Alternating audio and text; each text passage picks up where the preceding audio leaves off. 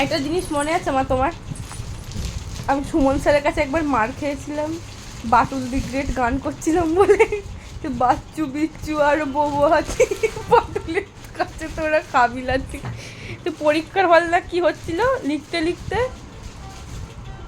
মনে আছে? হাই मुझे याद नहीं आया। কি বাজে, আমার কি করে মনে আছে? আমি মার খেয়েছিলাম বলে 2 না 3-তে পড়তাম তখন।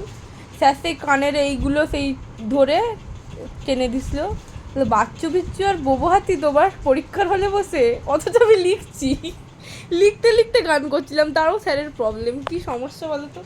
পরিবেশ দূষণ করেছিলি। মোটো পরিবেশ দূষণ না, আমি আস্তে আস্তে গানটা করছিলাম, কিন্তু পাশের সবাই হাসছিল আমার গান শুনে। পয়জনাস। তখন তুমি আমাকে বাচ্চু বিচ্চু বউ হাতি দেখতে বাধ্য করতে, আর টিভি চালিয়ে রেখে চলে যেতে, যাতে তুমি সব সংসারের কাজ করতে পারো। তার এফেক্টটা পড়েছে আমার উপর। যত দোষ নন্দ ঘোষ। অবশ্যই আবার শুরু করছো তুমি। যত দোষ নন্দ ঘোষ। আবার শুরু হচ্ছে আমার মা গাড়ি। লে লে চ চ চ চ চ।